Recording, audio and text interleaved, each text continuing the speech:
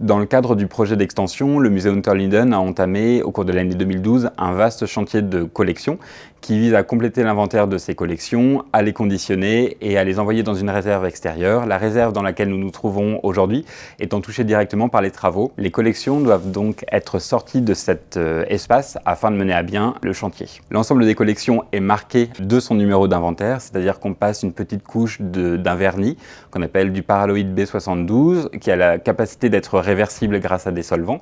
Et sur cette couche de vernis qui protège l'objet est indiqué le numéro d'inventaire. Le numéro d'inventaire permet de documenter l'objet et de connaître notamment sa date d'entrée dans les collections du musée. Une fois marquées, ces collections sont entrées dans notre base de données, une nouvelle base de données qui a été acquise par le musée au cours de l'année 2012, un logiciel qui s'appelle Actimuseo, permettant une gestion pratique et scientifique de nos collections.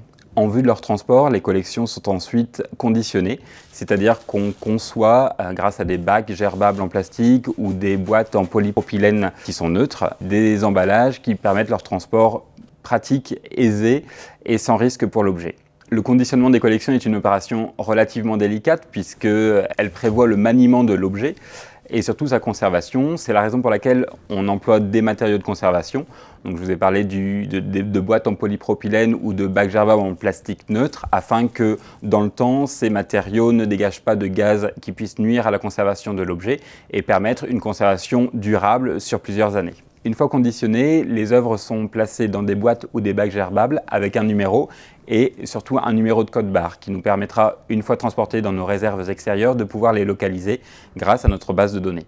Un spécialiste du conditionnement qui s'appelle Clément Glaser est venu ici au musée afin de conditionner les collections les plus fragiles, c'est-à-dire le verre et les céramiques, dans le cadre de ce chantier de collection. Il a ensuite formé l'équipe au conditionnement afin que nous puissions, pour des objets un tout petit peu moins délicats, le faire ici en interne. Il est relativement difficile d'évaluer le temps nécessaire au conditionnement d'un objet, une œuvre pouvant prendre énormément de temps en fonction de la découpe nécessaire pour réaliser la cavité dans la mousse, la recouvrir d'un matériau non abrasif pour l'œuvre. Ce chantier des collections sollicite toute l'équipe du musée et notamment toute l'équipe de la conservation. Il faut en gros compter que 5 à 6 personnes travaillent sur ce chantier de collection auquel il faut ajouter les différentes entreprises qui nous permettent le transport des œuvres. Actuellement, une grande partie de nos réserves sont déjà évacuées, le chantier ayant débuté au début de l'année 2012. Les collections sont évacuées donc vers une réserve extérieure où elles resteront environ 2 ans, d'où l'importance d'un bon conditionnement pour ces œuvres d'art.